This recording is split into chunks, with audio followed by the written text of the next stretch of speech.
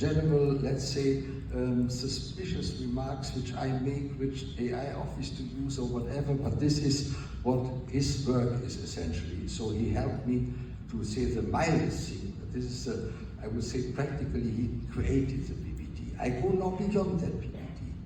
Now, what can you do now in addition? Now what I said is you go home to your companies, you try to find a favorable environment for this AI office of your choice where you wish to get permission for a high-risk system.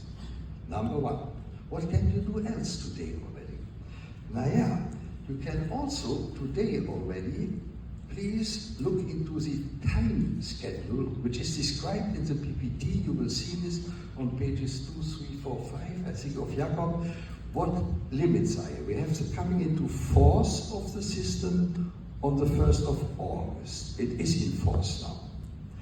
Then there are certain dates when certain of the provisions become reality. You have to observe them. Dr. Bacher mentioned already some in 1 year, others in 2 years, others up to 2027, I think, only where you have to fulfill certain provisions, which is all documented already, but the mechanisms how to do this, nobody understands at the moment, and you don't know what in reality to do.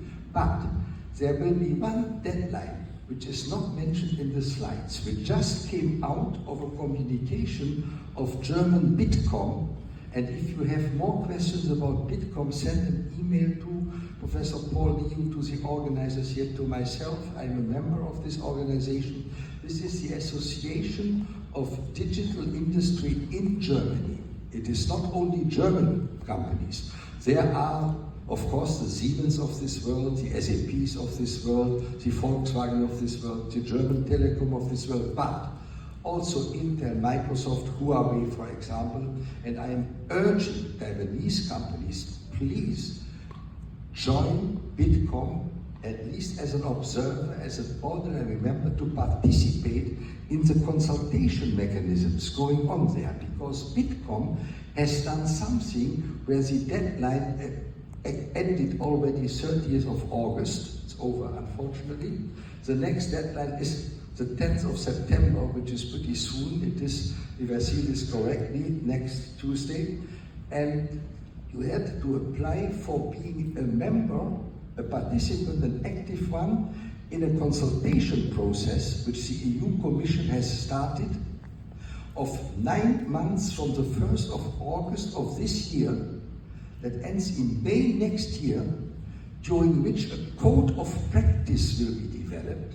The code of practice will be a condensed, simplified form of all this regulation here, which ordinary people can understand, and also small and medium-sized. 9 months. And this code of practice is by the AI Act, it is written there already, coming into force on 12 months after the 1st of August. That means next year, 12 months, that is not so long anymore, somewhere August, September, certainly that will be extended a little bit. In that consultation period, the drafting of the code of practice takes place. And if you wish to influence, for good reasons, the code of practice, which will be the practical legal regulation you will have to follow in future to go through all these procedures, you must step in now. Now, since the time is so short, the 30th of August is even shorter because it's over, where the organizations who want to participate had to apply to the Commission already. Imagine, they had to do this by the 30th of August, 28 days after this whole thing became publicly known. And if you did not, you are not part of the even selection mechanism for the consultation process.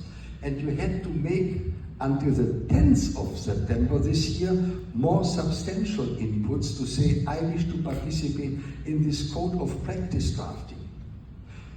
Bitkom can do this. In Bitkom sit all companies, unfortunately until today, and I know this environment in Germany pretty well, no Taiwanese origin company, that even not the very, very big ones, somebody is here from MediaTek, somebody is not here, I think from TSMC. You should participate there. You must join the band, so to say.